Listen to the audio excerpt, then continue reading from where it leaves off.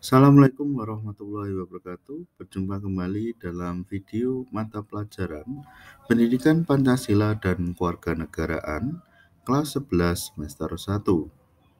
Pada video kali ini kita akan membahas mengenai sikap dan perilaku sesuai hukum.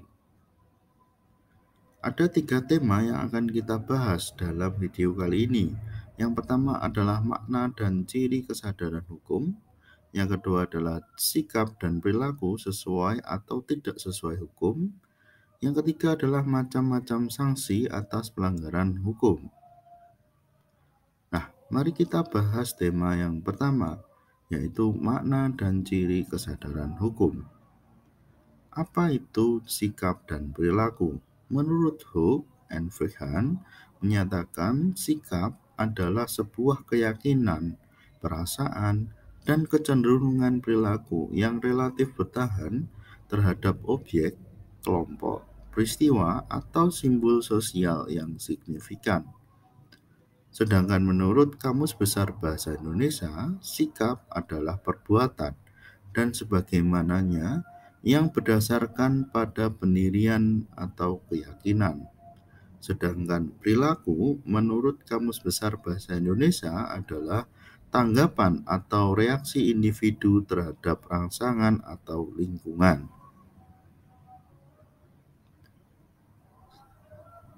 Nah, bagaimana pengertian sikap dan perilaku sesuai hukum? Sikap dan perilaku sesuai hukum dapat diartikan sebagai tanggapan individu terhadap hukum berdasarkan keyakinan atau pendirian yang relatif bertahan lama sehingga mempengaruhi pola pikir dan pola bertindak seseorang. Jika informasi atau rangsangan yang didapat dari lingkungan terhadap hukum ini buruk, maka secara otomatis sikap seseorang terhadap hukum tersebut menjadi negatif. Sedangkan kebalikannya, jika informasi atau rangsangan bahkan pengalaman pribadi seseorang terhadap hukum itu positif, maka sikapnya akan positif. Kesadaran berasal dari kata sadar, yang berarti insaf, merasa, tahu, atau mengerti. Menyadari berarti mengetahui, menginsafi, dan merasai. Kesadaran berarti keinsafan, keadaan mengerti hal yang dirasakan atau dialami oleh seseorang. Jadi, apa itu kesadaran hukum? Kesadaran hukum dapat diartikan adanya keinsafan, keadaan seseorang yang mengerti betul apa itu hukum, fungsi dan peranan hukum bagi dirinya dan masyarakat. Kesadaran hukum itu berarti juga kesadaran tentang hukum, kesadaran bahwa hukum merupakan pelindung kepentingan manusia yang menyadari bahwa manusia mempunyai banyak kepentingan yang memerlukan perlindungan hukum. Kesadaran hukum dapat diartikan sebagai pandangan-pandangan yang hidup dalam masyarakat tentang apa itu hukum. Pandangan-pandangan hidup dalam masyarakat bukan semata-mata hanya merupakan produk dari pertimbangan-pertimbangan menurut akal saja, akan tetapi berkembang di bawah pengaruh beberapa faktor seperti agama, ekonomi, politik, dan lain sebagainya. Bagaimana mengimplementasikan kesadaran hukum ini?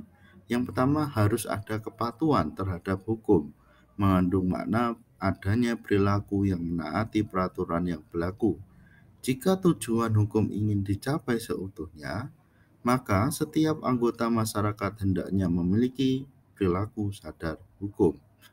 Perilaku sadar hukum timbul atas dasar kesadaran pribadi tanpa paksaan untuk menaati peraturan hukum itu sendiri. Jika kesadaran hukum itu sudah ada dalam diri kita sendiri, maka kesadaran hukum ini harus ditularkan kepada anggota masyarakat, keluarga, sekolah, bangsa, dan negara. Nah, bagaimana ciri-ciri seseorang ini memiliki kesadaran hukum? Yang pertama adalah memahami dan mematuhi peraturan perundangan yang berlaku, mempertahankan tertib hukum yang ada, dan menegakkan kepastian hukum. Jadi apa yang bisa kita pelajari dari materi ini? Yaitu kewajiban anggota masyarakat yang utama adalah menegakkan keadilan. Tema yang kedua, kita akan membahas mengenai sikap dan perilaku sesuai atau tidak sesuai hukum. Nah, bagaimana perilaku yang tidak sesuai hukum? Contohnya di lingkungan keluarga, yaitu mengabaikan perintah orang tua atau beribadah tidak tepat waktu. Di sekolah misalnya, terlambat datang sekolah atau membolos mengikuti pelajaran. Di masyarakat contohnya, membuang sampah sembarangan, mencoret dinding rumah orang. Di negara contohnya, tidak mematuhi rambu lalu lintas atau merusak fasilitas umum. Nah, bagaimana perilaku yang patuh hukum di keluarga? Contohnya adalah mematuhi perintah orang tua atau menghormati anggota keluarga yang lain. Di sekolah, contohnya memakai pakaian seragam yang telah ditentukan, mengikuti pelajaran sesuai dengan jadwal yang telah ditentukan. Di masyarakat, contohnya adalah melaksanakan setiap norma yang berlaku di masyarakat, ikut serta dalam kerja bakti. Di negara, contohnya adalah tertib dalam berlalu lintas di jalan raya dan membayar pajak tepat waktu.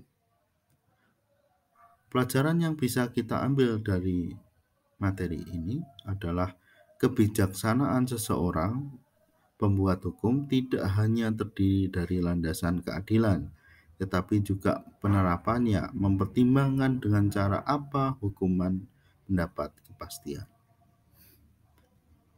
Tema yang ketiga adalah macam-macam sanksi atas pelanggaran hukum. Nah, apa penyebab seseorang dapat melakukan pelanggaran hukum? Pelanggaran hukum ini bisa terjadi di mana saja, kapan saja, dan bagaimana faktor pelanggaran hukum itu bisa terjadi, yaitu pelanggaran hukum oleh pelaku pelanggaran sudah dianggap biasa atau bahkan sebagai kebutuhan. Misalnya karena desakan ekonomi seseorang bisa melakukan pencurian. Nah, itu karena adanya kebutuhan yang mendesak sehingga seseorang untuk melakukan tindakan yang melanggar hukum. Yang kedua adalah hukum yang berlaku sudah tidak sesuai dengan tuntutan kehidupan. Misalnya perkembangan teknologi informasi yang semakin pesat. Peraturan mengenai teknologi informasi itu tidak diatur sehingga nanti akan banyak hoax, akan banyak ujaran kebencian seperti itu. Karena aturannya belum ada. Tapi untuk mengatasi itu akhirnya dibuatlah aturan sehingga masyarakat dapat melakukan media sosial sesuai dengan aturan hukum yang sudah berlaku. Yang ketiga adalah kurangnya kesadaran hukum.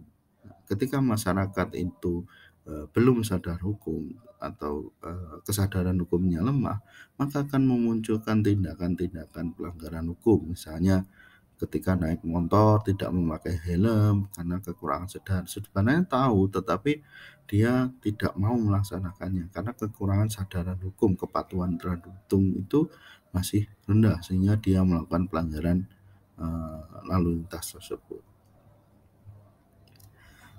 Jenis-jenis norma hukum. Nah, sanksi norma hukum itu bersifat tegas dan nyata. Hal ini mengandung arti tegas, berarti ada aturan yang telah dibuat secara material, yang telah diatur dan disusun oleh negara. Misalnya, dalam hukum pidana mengenai sanksi diatur dalam pasal 10 KUHP. Dalam pasal tersebut ditegaskan bahwa sanksi pidana berbentuk hukuman yang mencakup satu, hukuman pokok, yang kedua adalah hukuman tambahan. Hukuman pokok itu terdiri pertama adalah hukuman mati, yang kedua adalah hukuman penjara yang terdiri dari hukuman seumur hidup, hukuman sementara waktu itu setinggi-tingginya adalah 20 tahun dan sekurang-kurangnya adalah 1 tahun. Yang kedua adalah hukum tambahan. Itu terdiri dari pencabutan hak-hak tertentu, misalnya hak politik seperti yang sudah kalian ketahui ada beberapa orang yang dikenakan pencabutan hak politik seperti itu. Kemudian yang kedua adalah perampasan, penyitaan barang tertentu. Yang ketiga adalah pengumuman keputusan hakim. Sanksi norma hukum itu nyata, berarti adanya aturan yang secara material telah ditetapkan sesuai dengan kadar hukumnya berdasarkan perbuatan yang dilanggarnya.